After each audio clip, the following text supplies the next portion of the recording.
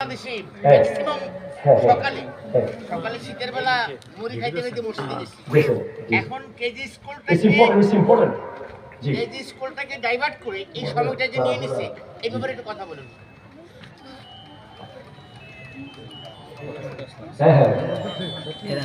দেখেন, আমি একটা কথা বলি আপনাদেরকে।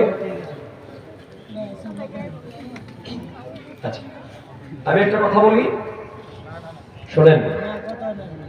আমি বাংলাদেশের সচিবালয়ে আরো বহু জায়গায় বড় বড় অনেক ব্যক্তির সাথে কথা বলেছি। আমি আমার এই ভাই, আপনার নাম কি? মোহাম্মদ জনাব মোহাম্মদ আমজাদ হোসেন সাহেব একটা খুব গুরুত্বপূর্ণ প্রশ্ন করেছে।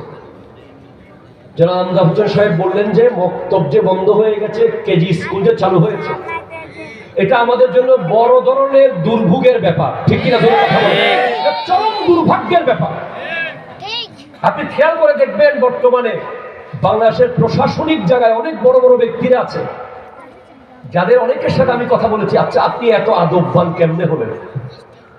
আপনার মধ্যে এত ভদ্র আচরণ কিভাবে এলো? উনি বলেন নাই যে আমি ঢাকা ইউনিভার্সিটি থেকে শিখেছি, এমনটা বলেন নাই। চট্টগ্রাম বিশ্ববিদ্যালয়ে শিখেছি, এমনটা বলেন নাই। অক্সফোর্ড ক্যামব্রিজে শিখেছি, এমনটা বলেন নাই। উনি বলেছেন এগুলো আমার মক্তবের হুজুর থেকে শিখেছি।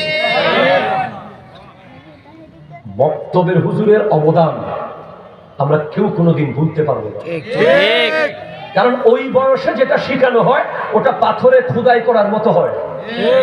আলবার্ট আইনস্টাইনের কাছে এক বাচ্চাকে নিয়ে এসেছে, তার মা, বয়সটা 7 বছর। আইনস্টাইনকে বলে এটাকে একটু পড়ান। আইনস্টাইন বলে আপনার ছেলের লেখাপড়ার বয়স তো 3 ভাগের 2 ভাগ চলেই গেছে। বলে কেন? বলে শিশুকালে সে যা পড়বে তা পাথরে খোদাই করার মতো হয়ে যাবে। এখন আপনি আপনার ছেলেকে দিন শুরু করতেছেন, CAT ক্যাট, ক্যাট মানে বিড়াল, DOG ডগ, ডগ মানে কুকুর। অথচ শুরু করার কথা ছিল আলিফ আল্লাহ, বাতে বাইতুল্লাহ। কেন বন্ধ হলো? তার অনেক কারণ আছে। তার মধ্যে একটা হলো, আপনি ফিজিক্সের শিক্ষককে যে মূল্য দেন, কেমিস্ট্রির শিক্ষককে যে মূল্য দেন, অঙ্কের টিচারকে যে মূল্য দেন, বুকে হাত দিয়ে বলেন মক্তবের হুজুরকে কোনোদিন তার অর্ধেক মূল্য দিয়েছেন কিনা? দেন না। মক্তবের হুজুরকে 200 টাকা দিতে আপনার মনে হচ্ছে যেন হার্টবিট বেড়ে স্ট্রোক করে ফেলবেন। অথচ মাসের 30 তারিখ ওয়াইফাই আর ডিশের বিল দিতে আপনি নিজে ফোন করে দিয়ে দিচ্ছেন, তাড়াতাড়ি নিয়ে যান, লাইন কেটে দিলে তো সমস্যা। নিয়ামতের কদর না করলে নিয়ামত থাকবে না। আমাদের দেশে একটা চর্চা হয়ে গেছে, হুজুর মানেই উনি তো ফ্রি করবে। তাহলে হুজুরের মায়ের কি ওষুধ লাগে না? হুজুরের বাবার কি চিকিৎসা লাগে না? হুজুরের বাচ্চার কি পড়ালেখার অধিকার নাই? হুজুরের বিবির কি খাওয়া দাওয়ার অধিকার নাই?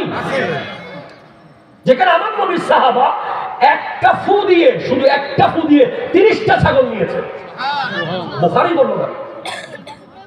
এখন আমরা যদি টাকা 50,000 খুঁজি, কয় এত টাকা হুজুর কি করবে না? আপনি তো সিরা পাঞ্জাবি করবেন, সিরা জুতা পরবেন। আলেমরা যদি পয়সাওয়ালা হতো, তাহলে বাংলাদেশে কোন বাটপার আজকে কোন এলাকায়, কোন মসজিদে, কোন জায়গায় গিয়ে কোন সুদখোর আর ঘুষখোর বড় পাওয়ার দেখাইতে পারতো না, ঠিক কিনা? আজকে আপনি অনেক মসজিদে দেখবেন যে সভাপতির চেয়ারে বসে আছে বড় আন্তর্জাতিক সুদখোর, ঘুষখোর, লেখা নাই, পড়া নাই, এক ওয়াক্ত নামাজ নিজে পড়ানো দূরের কথা, নামাজের একটা নিয়ম জানে না, একটা সূরা পড়তে জানে না। সে মসজিদের সভাপতি, তার আন্ডারে চাকরি করছে, দায়িত্ব পালন করছে খতিব আর মুয়াজ্জিন। কেন? খতিব সাহেব তো 20 বস্তা সিমেন্ট দিতে পারতেছে না, 50 বস্তা সিমেন্ট দিতে পারছে না, 10টা রড দিতে পারতেছে না, উনি তো রড দিছে। অথচ ইসলাম বলছে ইন্না আকরামাকুম ইনদাল্লাহি আতকাকুম, তোমাদের মধ্যে সবচেয়ে উত্তম, যে সবচেয়ে বেশি মুত্তাকি। আপনারা আলেমদের সম্মান বুঝেন।